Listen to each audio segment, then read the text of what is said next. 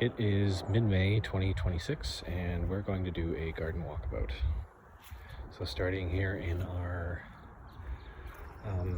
black walnut guild, we have this black walnut here, which is the main character. We've got a plum and the forsythias are coming alive.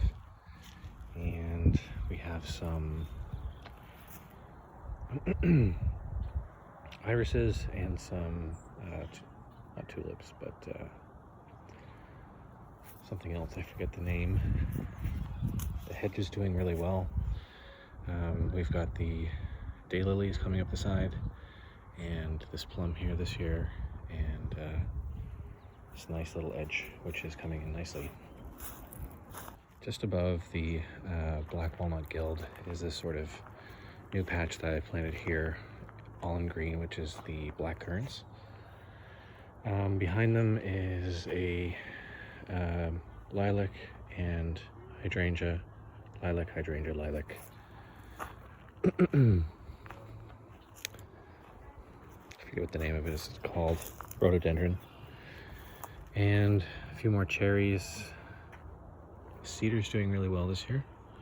This was just a little one, and all the other ones were cut down by our neighbor. I think oh look, we've got some white blossoms on the cherry tree. Let's see if I can move that down into view. Yeah.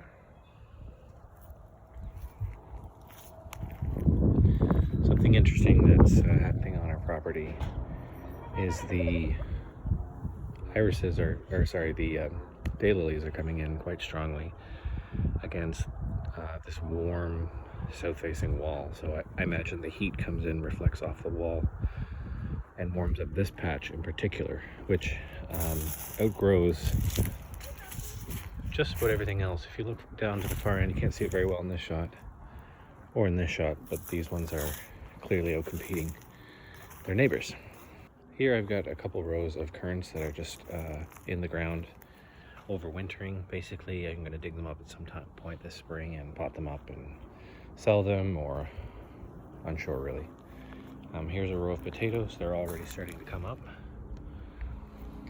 We don't have anything in here yet, but I imagine it'll be tomatoes, kind of long stem broccoli. Here is a row of sunchokes, Jerusalem artichokes. Yeah, they come back every year.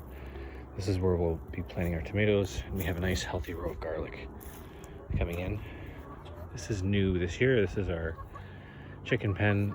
Last year there would have been a wall here with a garden bed here, and we would grow beans and stuff out here, and we would go in there and behind, get some compost out from the back and pull it out, and that was very inefficient, and it was hard to really bring the chickens in on the composting game in a way that I could kind of set them up and walk away. So we have expanded their pen this year, and it's hard to tell on camera, but that actually was a large pile, probably 2-foot high pile yesterday, and they've scratched it all down to stuff that's on its way to becoming compost. Here is our, I think used to be like a weeping mulberry guild, but it's sort of, the defining features really are the bearberries and hydrangeas that really come alive, even in this fairly deep shade, I would say. When we pass by them in a minute, you'll see that they're kind of reaching out towards the sunlight. But these are Nikki's plants. These are mums, and that's a dogwood, I think. And this is a weeping mulberry. And then we just planted this new thing this year. So this has been freshly dug and composted. This, believe it or not, was dug up from between the two cherries over there. There was another lilac, and it was just too close. So we dug it up, and I drag it over here, and I put it down. Lady's mantle, bee balm, coneflower, I think. That is a lilac. That's some sort of sedum that we found on our property. We have them all over the place. These are lamb's ears. We actually are putting in ground cover of Creeping Charlie, believe it or not. We actually quite like it here. And then more of the same on the other side, except for that is a stilby, and that is a rhubarb. Okay, so we're back to, so in the background there, it's hard to tell, but this spot completely leaves out green, and you can't see like that tree trunk right there for all the green leaves later on in the summer. But that is a row of chokecherries, and they have just been here, and they like to grow under the pines, under these trees. And the same phenomena actually occurs in the front of our house. A lot of chokecherries seem to just grow in tandem and quite happily with pines. So anyway, here's the burberry. Here is the hydrangeas, and again, everything in here reaches out towards the sunlight, which rises in the east and then sets in the east and west, right over there. Daylilies and more of the same. I think this is the most anticipated feature of our garden this year. This is mostly just freshly dug and seeded, and will be a wildflower garden, although we've anchored it with a few plants here and there. This we hope to be a real showstopper when it's done. Back there is a cold frame that's up against my foundation on the south side of the wall here, so facing the sun, and in a natural heat trap zone. So the believe it or not, it's quite a hot spot. The heat seems to reflect over and over again. And then in that cold frame is we've seen it keep a steady average of about 3 degrees above outside, so it seems to be doing its job well and working well and absorbing heat and emitting it at night. So what do we have here? We have some leftovers of what used to be our old border, which are going to be permanent now. These are the dynamic accumulator. What is it called? Comfrey. That's something we bought this year. That's a hydrangea, pink one.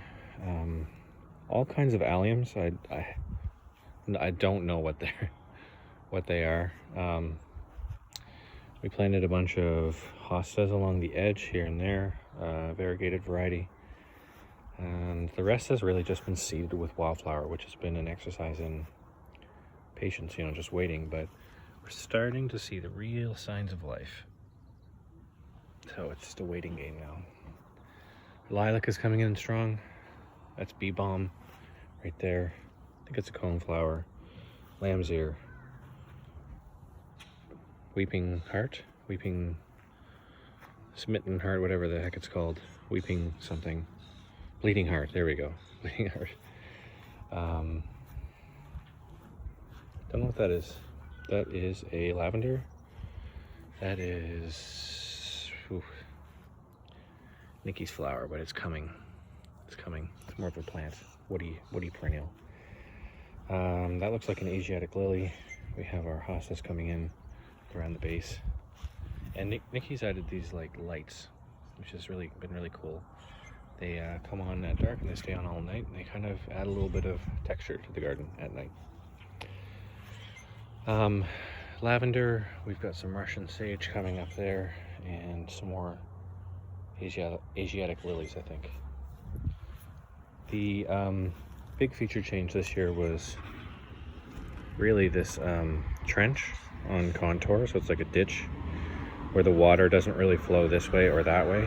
It more or less just kind of soaks down slowly into the garden. We just happen to have, that happens to be our contour line, and it's brought back up to here so that the water a nice heavy rain, which we've had many this April, this whole thing basically fills up, and then the soil charges, and then we're hoping to see this is the first year we've implemented it, so we're hoping to see a big effect on the garden this year. This is typically a pretty dry, hot, hard spot, so we shall see. spot will probably be the last time that it will ever be a annual garden bed. Let me just go through the features and just kind of comment on how it's evolving, but let's start with the back edge actually. So I've continued to work on the ditch here so that water kind of drains really more on a level, kind of in a level trench, so that the water infiltrates more. Planted some things in there that really need some water this year. This back hedge of, oh my goodness, these are only my favorite kind of fruit. Goodness. Currants, black currants. They do well every year, and I credit that to this, again, another ditch on contour. The water just kind of flows in here, stops, and then it just really sinks in. And you know, these are quite tall. That's up to my my chest line. So these are quite tall. They put roots down deep and they stretch up high. Here we're at the other end of the garden bed, and same bed, different side. We have a little bit of rhubarb that we stole a bit from to plant down in the area that I was just showing you earlier. So this spot we've tilled up, and we put in sunflower, probably 100 seeds or so in there. Some of them will make it, some of them won't. This again, tilled, sunflower seed, mammoth sunflower seed sowed in. And while we're here, might as well take a look at this cherry tree. It's doing well. I don't see any fruit, and I don't expect any fruit from a tree that age. This is bee balm and lamb's hair. We just put that here last year, and we've already divided from it. I don't know if you can see, I took off a little half moon there. Yeah, it really likes it here.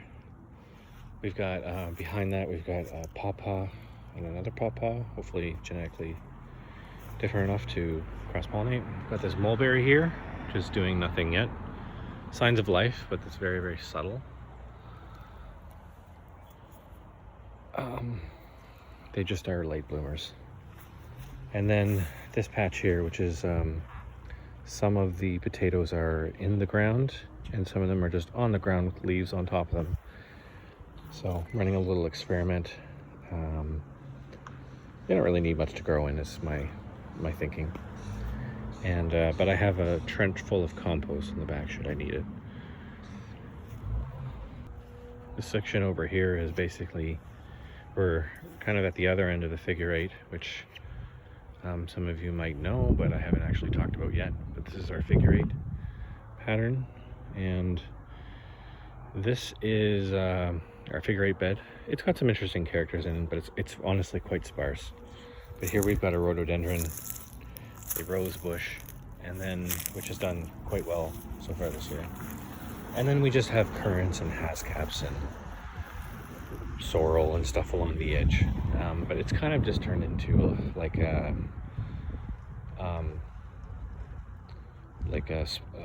garden bed for lost plants. You know, they just sort of end up there when there's nowhere else to put them. Anyway, it'll turn into something. These hascaps along this back edge of this garden are amazing. Love them. I bought five plants probably 3 years ago, and then I stool layered them, and it has turned into many plants. I don't know how many, maybe in the 20s or 30s. So anyway, I've got a couple rows of them. You can see the bees are out. These were originally dug on contour too, so I haven't dug it out in a while, but there's a ditch there, and the water again flows, sinks down, and then those are planted on the backside of that mound. And they also are tall because their roots go down deep. Experimenting with a little French drain here to sort of divert a little bit of water to my newly planted tree this year. This might look a little bit weird, but we're in the other end of the figure eight. And but essentially, like, I tried planting a tree down here a while ago, and just got drowned out. So I dug quite a deep trench around it, filled it with rock to preserve the shape, and I think I'm getting the best of both worlds, you know, deep watering and a way to get water away from the roots. So hoping it works as a solution. Lots to do. I'm mostly just dumping compost and waiting till next year before I plant anything in it down here. That's my plan, because it is so